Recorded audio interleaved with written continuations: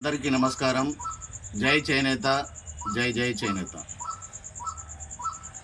జై చేనేత, జై చేనేత, జై చేనేత, జై చేనేత, జై చేనేత, జై చేనేత, జై చేనేత, జై చేనేత, జై చేనేత. జై చేనేత. చేనేత జనసమాఖ్య ఆధ్వర్యంలో ఈ సమావేశం ఏర్పాటు చేయడానికి ముఖ్య కారణం రుణమాఫీ.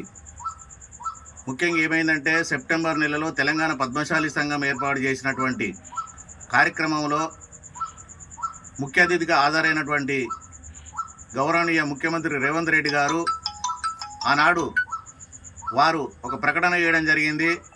పద్మశాలీలు రుణభారంతో ఇబ్బందులకు గురవుతారు, రుణమాఫీ చేస్తారని ప్రకటించినప్పుడు అందరం కూడా రాష్ట్రంలో ఉన్నటువంటి చేనేత కార్మికులు ఆనందం వ్యక్తం చేయడం జరిగింది. ఇటీవల 9వ తారీఖు నాడు నాంపల్లి హైదరాబాద్ ఎగ్జిబిషన్ గ్రౌండ్లో పద్మశాలి సంఘం ఆధ్వర్యంలో ఏర్పాటు చేసినటువంటి మహాసభలో గౌరవ ముఖ్యమంత్రి పాల్గొని ఆనాడిచ్చిన హామీ ప్రకారం జీవో నంబర్ 56తో ఒక జీవో విడుదల చేయడం జరిగింది. ముఖ్యమంత్రి గారు ₹1,00,000 లోపు ఉన్నటువంటి రుణాలు మాఫీ చేస్తామని చెప్పని ఈ ప్రకటన కాస్త రాష్ట్రంలో ఉన్నటువంటి చేనేత కార్మికులందరినీ గందరగోళానికి గురి చేసి ఆందోళన వ్యక్తం చేస్తున్నారు.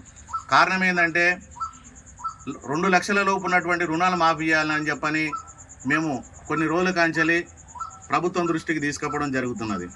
కానీ ఈరోజు వాళ్ళు ₹1,00,000 లోపు ఉన్నటువంటి రుణాలు అనగానే ఇలా రాష్ట్రంలో అత్యధిక మొగ్గాలు కలిగిన కేంద్రం పోచంపల్లి. అలాంటి పోచంపల్లిలో 900 పైచిలకు మంది వివిధ బ్యాంకులో తీసుకున్నటువంటి రుణాలు 2 లక్షల వరకు తీసుకుంటే అర్హత పొందిన వాళ్ళు 236 మంది. కాబట్టి మిగతా అందరికీ కూడా నష్టం జరిగే అవకాశం ఉన్నది. చాలామంది ఒకటే చెప్తాను, ₹2,00,000 అయితే అని చెప్పాను. ఎందుకంటే గతంలో 2017లో ₹1,00,000 రుణమాఫీ చేయడం జరిగింది అప్పుడు ఉన్నటువంటి తెలంగాణ ప్రభుత్వం.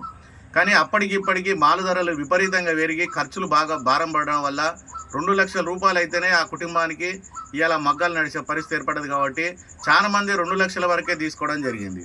ప్రభుత్వానికి నేను ఒక విజ్ఞప్తి చేస్తున్న ఈ సందర్భంగా మీ జీవోను పక్కా పెట్టండి. చేనేత కార్మికులు ఆందోళనకు గురవుతున్నారు, వాళ్ళ ఆందోళన ఆపడానికి ప్రయత్నం చేయండి.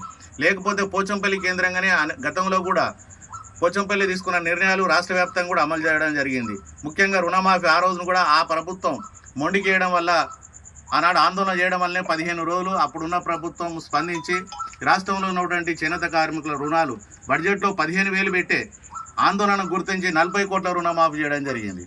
కానీ ఇప్పుడు వారు కేటాయించినటువంటి 33 కోట్లు ఏ మూలకు సరిపోవు రాష్ట్రంలో ఉన్నటువంటి రుణమాఫీ విషయంలో. కనీసానికి ఇలా 70-80 కోట్లు అయితేనే ఇలా రుణమాఫీ భారం అందరూ విముక్తి కలిగే పరిస్థితున్నది. కాబట్టి మళ్ళీ చేనేత కార్మికులు రోడ్డుకి ఎక్కక ముందే ఇక్కడ ఉన్నటువంటి నాయకులు, రాష్ట్ర ప్రభుత్వం కానీ అధికారులు కానీ దీని మీద దృష్టి పెట్టాలని సందర్భంగా నేను గుర్తు చేస్తున్నాను. ఎందుకంటే ఇక్కడ మా సామాజిక వర్గం చెందినటువంటి ముఖ్య నాయకులు తడక రమేష్ గారితో ఈ మధ్యనే నేను మాట్లాడడం జరిగింది.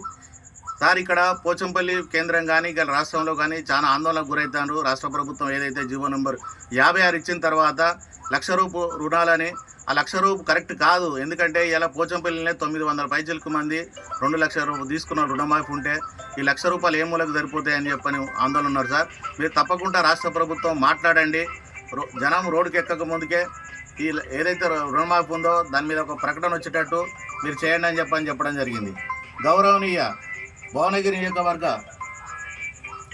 అనిల్ కుమార్ రెడ్డి కూడా వారి పర్యటన ఎన్నికల ప్రచారంలో భాగంగా మాధరేవుడి చౌరస్తాలో చివరిసారిగా మాట్లాడుతూ ఆనాడు ప్రజలు రుణమాఫీ అని అన్నప్పుడు ఆనాడే అనిల్ కుమార్ రెడ్డి గారు ఒక ప్రకటన చేయడం జరిగింది, చేనేత కార్మికుల రుణాలని మాఫీ చేస్తామని చెప్పాను.